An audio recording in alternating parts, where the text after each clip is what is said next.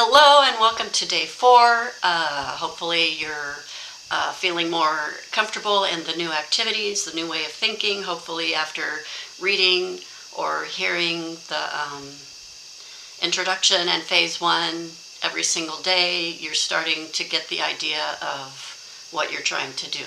So everything's starting to feel a little more comfortable, I guess I could say. It's like a brand new rubber band that's kind of tight, won't really stretch as much as you want it to, and now we've worked it a little bit, so now it's like perfect. So roll with that feeling. Today I want to talk about the writing exercise. The writing exercise is something I started a long time ago in a program that I did with someone else.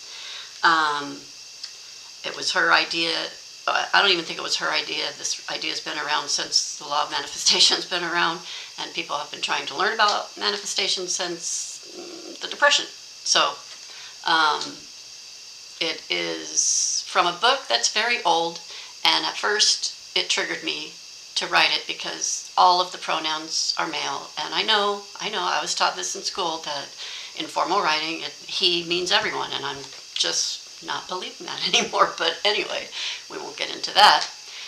So that bothered me, but I would just, as I was writing it, change it to she or change it to they, because that made me feel like it was more inclusive for me. Now it doesn't bother me, I just get the depth of the piece, but in the beginning it did bother me. Just sharing that with you, if it happens to bother you. The reason we write it over and over again is the repetition of it. It's a very good piece. This piece called Serenity explains very well how our self-control and ability to control our self, which is the body, can we control our body?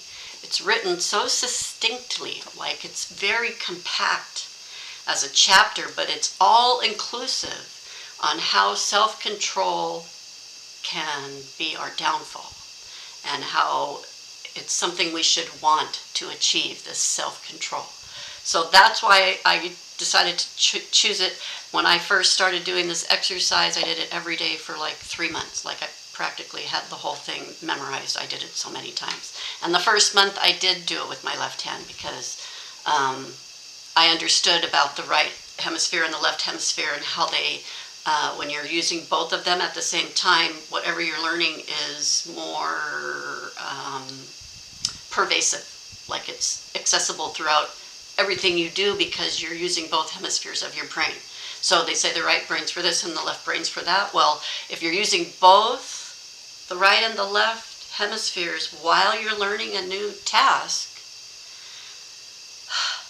then you could think of that thing no matter what you're doing. That little teacher trick. So if you feel like you can do that challenge, start writing it with your left hand. It'll be a challenge. It'll be a challenge to not think about how to write, but we've written enough to where it doesn't matter what it looks like. No one's going to read it. No one's going to see it. It's for you. It's the exercise is for you to do it. You're writing it out while you're thinking about the words, and because you're using your left hand, you're going to go slower. So you have more time to think about those words that you're writing. And just keep the focus on those words and not on how awkward your hand feels writing. Does that make sense? So, but if you don't want to use your opposite hand, that's fine too. Go ahead and just write it, but try not to speed write it. Try to really think about the words. For phase 1, I broke it down into sections because I wanted to interpret what it means for everyone. And so each section's kind of small, so you can write them multiple times. But starting in phase 2, for phase 2 and phase 3, you'll write the whole thing in one sitting. And literally it will only take you 20 to 30 minutes. So it's not something you have to do I would recommend you do your daily activities early. Like whenever you can do the reading or the audio, do the daily activities right then.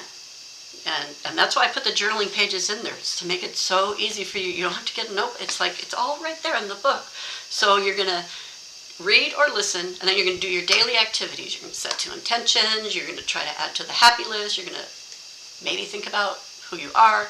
I forget what else was on there.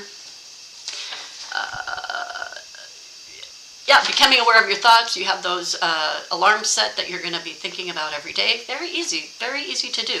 You don't have to do the writing exercise right then. The writing exercise can be a whole separate thing at a quiet time when you're not going to be interrupted for that 20 to 30 minutes, so that you can really focus on the words and let them sink in and try to understand what they mean and see what they mean to you. And you'll envision different people that fit the descriptions that you're reading. And that's good, because that means it's getting in there. It's getting into the processes of your brain, and that's what we want, because it really does reiterate what I'm trying to teach you as well. So that's it for the homework.